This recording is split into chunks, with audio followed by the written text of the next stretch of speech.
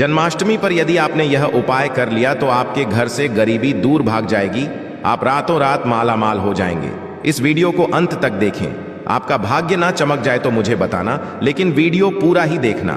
एक लाइक जरूर करें। यदि आप भगवान कृष्ण से प्यार करते हैं, लड्डू गोपाल से प्यार करते हैं, राधा रानी से प्यार करते हैं तो एक लाइक जरूर करना। जन्माष्टमी बार बार नहीं आती। दोस्तों, हिंदू पंचांग के अनुसार इस साल भाद्रपद माह के कृष्ण पक्ष की अष्टमी तिथि की शुरुआत 26 अगस्त की रात 3:39 पर होगी। 27 अगस्त रात 2:19 पर इसका समापन होगा। ऐसे में 26 अगस्त 2024 के दिन कृष्ण जन्माष्टमी का व्रत रखा जाएगा। हर साल भाद्रपद मास के कृष्ण पक्ष की अष्टमी तिथि को कृष्ण जन्माष्टमी के मनाया जाता है। द्वापर में श्री कृष्ण परम पुरुषोत्तम भगवान का जन्म भाद्रपद की अष्टमी तिथि रोहिणी नक्षत्र और चंद्रमा वृषभ राशि में मध्य रात्रि में हुआ। उनके जन्म लेते ही दिशाएं स्वच्छ व प्रसन्न एवं समस्त पृथ्वी मंगलमय हो गई थी। विष्णु के अवतार श्री कृष्ण के प्रकट होते ही जेल की कोठरी में प्रकाश फैल गया। कृष्ण के प्राकट्य से स्वर्ग में देवताओं की धूम दुबिया अपने आप बज उठी तथा सिद्ध और चारण भगवान के मंगलमय गुणों की स्तुति करने लगे। दोस्तों, जन्माष्टमी व्रत का महत्व। शास्त्रों में जन्माष्टमी के व्रत को 1000 एकादशी व्रत के समान माना गया है। 100 बार गंगा स्नान करने का जो पुण्य मिलता है, मात्र जन्माष्टमी का व्रत करने से प्राप्त हो जाता है। जाप का अनंत गुना फल देने वाला जन्माष्टमी के दिन ध्यान, जाप और रात्रि जागरण का खास महत्व है। इसलिए जन्माष्टमी की रात में जागरण करके भगवान के भजन कीर्तन करने चाहिए। भविष्य पुराण में इस व्रत के संदर्भ में उल्लेख है कि जिस घर में यह देव का व्रत किया जाता है, वहां अकाल, मृत, गर्भपात, किसी भी मां के बच्चे गर्भ में नहीं मरते, गर्भ ठहरता है, वैधव्य, दुर्भाग्य तथा कलह नहीं होती। जो एक बार भी इस व्रत को करता है उसे श्री कृष्ण का आशीर्वाद प्राप्त होता है। वो प्राणी संसार के सभी सुखों को भोग कर विष्णु लोक में निवास करता है। जन्माष्टमी पूजन विधि हिंदू धर्म में भगवान श्री कृष्ण की पूजा सभी संकटों से निकालकर सुख, समृद्धि और सौभाग्य का वरदान देने वाली मानी गई है। जन्माष्टमी दिन प्रातः जल्दी उठकर स्नान आदि से निवृत्त होकर स्वच्छ वस्त्र धारण करें। इसके पश्चात पूर्व या उत्तर की ओर मुख्य करके व्रत का संकल्प लें। यदि नॉर्थ ईस्ट में भगवान कृष्ण को लगाया जाए तो आप अपने जीवन में धर्म युद्ध में खड़े हैं, कर्म क्षेत्र में खड़े हैं, तो वहां आपकी जीत सुनिश्चित है और आपकी जितनी भी परेशानियां हैं उन्हें कान्हा दूर कर देते हैं। माता देवकी और भगवान श्री कृष्ण की मूर्ति या चित्र पालने में स्थापित करें। में देवकी, वासुदेव, बलदेव, नंद, यशोदा आदि देवताओं के नाम जपें। रात्रि में 12 बजे के पश्चात श्री कृष्ण का जन्मोत्सव मनाएं। दोस्तों, जन्माष्टमी पर कान्हा को पीले चंदन या फिर केसर का तिलक जरूर लगाएं।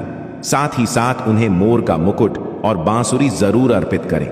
लड्डू गोपाल को पंचामृत से अभिषेक कराकर भगवान को नए वस्त्र अर्पित करें एवं झूला झुलाएं। तुलसी डालकर माखन, मिश्री व धनिये की पंजीरी का भोग लगाएं। तत्पश्चात करके प्रसाद को वितरित करें। दोस्तों, कृष्ण जन्माष्टमी कब है? पंचांग के अनुसार इस साल भाद्रपद माह के कृष्ण पक्ष की अष्टमी तिथि की शुरुआत 26 अगस्त की रात 3:39 पर होगी। 27 अगस्त रात 2:19 पर इसका समापन होगा। ऐसे में 26 अगस्त 2024 के दिन कृष्ण जन्माष्टमी का व्रत रखा जाएगा। कृष्ण जन्माष्टमी की पूजा मध्य रात्रि की जाती है, इसलिए इस साल भगवान श्री कृष्ण का जन्मोत्सव 26 अगस्त 2024 सोमवार को मनाया जाएगा। दोस्तों, चलिए जानते हैं जन्माष्टमी पर श्री कृष्ण की जन्म कथा। दोस्तों, जन्माष्टमी की यह कथा चुपके से भी सुनने से समस्त तकलीफें, बीमारियां सब समाप्त हो जाती हैं। पितृदोष, मंगल दोष, काल सर्प दोष, शनि दोष तुरंत ठीक हो जाते हैं। आइए सुनते हैं जन्माष्टमी की कथा। दोस्तों, पौराणिक कथाओं के अनुसार भाद्रपद महाकृष्ण पक्ष की अष्टमी तिथि को भगवान कृष्ण ने देवकी की 8वीं संतान के रूप में जन्म लिया था। कृष्ण जी का जन्म मथुरा में कंस के कारागार में हुआ था। माता देवकी राजा कंस की बहन थी। कंस को सत्ता का लालच था। उसने अपने पिता राजा उग्रसेन की राजगद्दी छीनकर उन्हें जेल में बंद कर दिया था। और स्वयं को मथुरा का राजा घोषित कर दिया था। राजा कंस अपनी बहन देवकी से बहुत प्रेम करते थे। उन्होंने अपनी बहन का विवाह वासुदेव से कराया था। लेकिन जब वह मां देवकी को विदा कर रहा था, तभी एक हुई कि देवकी का 8वां पुत्र कंस की मौत का कारण बनेगा। यह सुनकर कंस डर गया। उसने तुरंत अपनी बहन और उनके पति वासुदेव को जेल में बंद कर दिया। उनके आसपास सैनिकों की खड़ी पहरेदारी लगा दी। कंस अपनी मौत के डर से देवकी और वासुदेव के साथ संतानों को मार चुका था। कृष्ण जी का जन्म इसके पश्चात भाद्रपद महाकृष्ण पक्ष की अष्टमी तिथि को रोहिणी नक्षत्र अंधेरी रात में भगवान कृष्ण ने देवकी की 8वीं संतान के रूप में जन्म लिया। श्री कृष्ण के जन्म ही कोठरी प्रकाशमय हो गई। आकाशवाणी हुई कि विष्णु जी ने कृष्ण जी के अवतार में देवकी के कोख में जन्म लिया है। उन्हें गोकुल में बाबा नंद के पास छोड़ आए और उनके घर एक कन्या जन्मी है। उसे मथुरा लाकर कंस को सौंप दे। कान्हा चले गोकुल धाम। आकाशवाणी सुनते ही वासुदेव के हाथों की हथकड़ी खुल गई। सभी पहरेदार सोने लगे।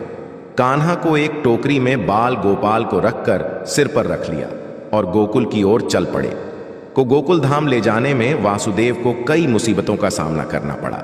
यमुना नदी कृष्ण जी के चरणों को स्पर्श करने के लिए उफान पर आ गई, लेकिन चरण स्पर्श के पश्चात वो फिर से शांत पड़ गई।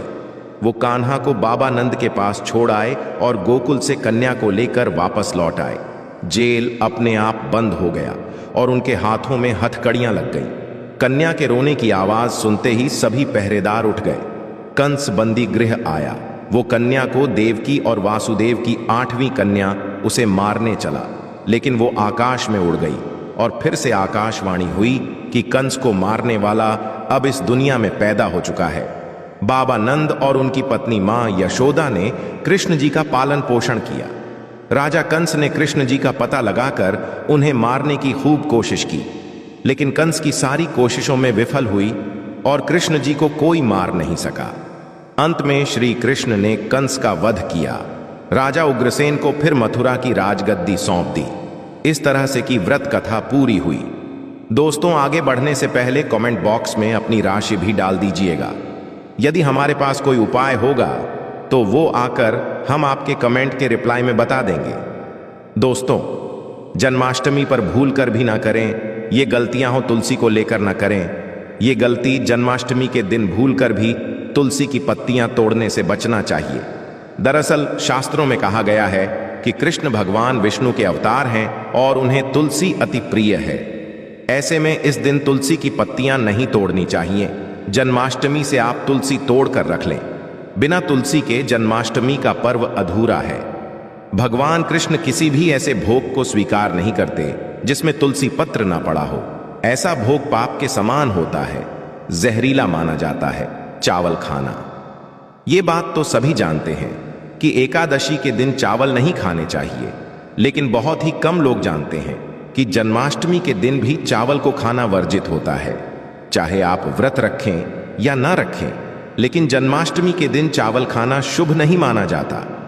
तामसिक जन्माष्टमी के दिन तामसिक भोजन वर्जित माना जाता है।